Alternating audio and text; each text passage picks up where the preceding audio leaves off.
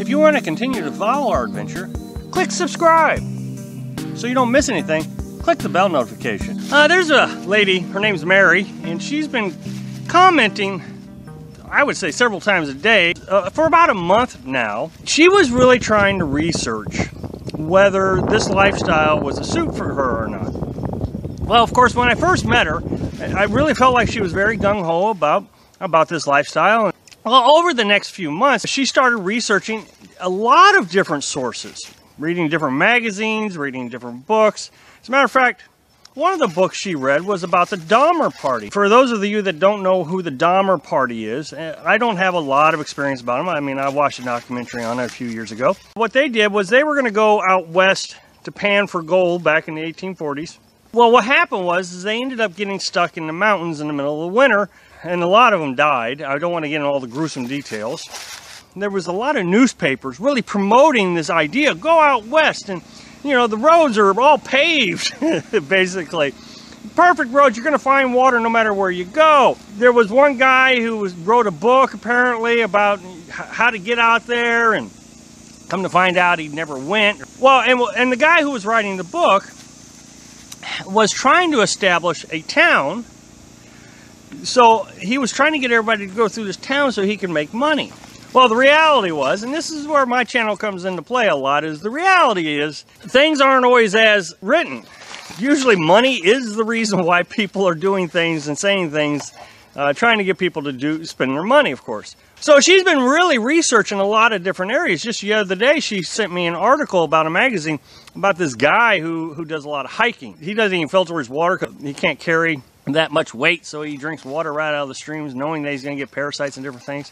She wrote me yesterday or day before yesterday and said that after all her research, and she really started thinking about the things that she was going to start missing. One of the things is she likes exotic foods. And she has a store that she goes to regularly to get these foods, and she doesn't think that she's going to have the ability, if she comes out here, to cook those kind of foods. Not only that, she wouldn't have the storage area to store a lot of the spices and different things. So she wouldn't be able to do what she enjoys. She also said that she wouldn't be able to dress up as much because she can't store the clothes that she would want to store. And I would guess makeup would be a part of that. I know Carolyn, she doesn't put makeup on anymore, which is fine. It's just part of the lifestyle. Can't really afford the weight and the storage space. And, you know, trying to find a mirror, you know, Carolyn would have to put makeup on in the rear view mirror or the visor mirror in the truck. That's where we get our mirror from. She also said she wasn't sure what she was going to do with her cats. Apparently she has several cats that she really enjoys, and she knows that she wouldn't be able to take them with her. So there was a bunch of things that she thought she was going to miss. Well, it really got me to thinking about some of the things that I miss about our old lifestyle. And one of the things I really miss, and a lot of people think I'm nuts for this, is I really miss cutting the grass. I enjoyed cutting the grass. When I left, I was renting a place that had 8 acres. And I would say about 5 of those acres was just grass. We had a little pond up on the hill. It was like a park to us. I mean, we cut that grass up there, and we could go camping up there, tent camping. So, I mean, it was really, I really enjoyed cutting grass. Always have. I really enjoyed going out to the garage and working on some sort of project. I'm big into mechanics. I like working on mechanics, small engines, even doing my own oil changes on the truck. I started working on rebuilding small engines. I was thinking about starting my own small engine repair shop.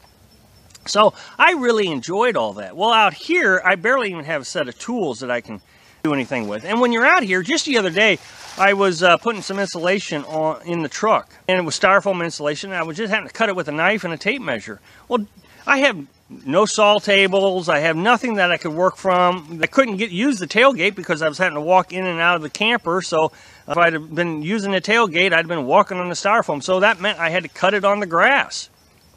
And I broke a piece trying to hold it and trying to hold a tape measure and on the grass. And I was using my foot, and you know, it was just, it was very awkward to do this small, simple task of cutting styrofoam to fit into the studs of the camper. You know, working on anything out here isn't possible. Not to mention, if I were to spill oil, or I mean, there's just no way I could do what I enjoy doing out in the garage. Now, having been raised in the 80s, you know, A lot of people say that the X-Gen was raised by TV. Well, I'm no exception to that. I really enjoy TV. I enjoy a lot of TV. And right now, all we have is Netflix. Now, I know everybody's going to tell me you can have Hulu and all these other things, but it all costs money.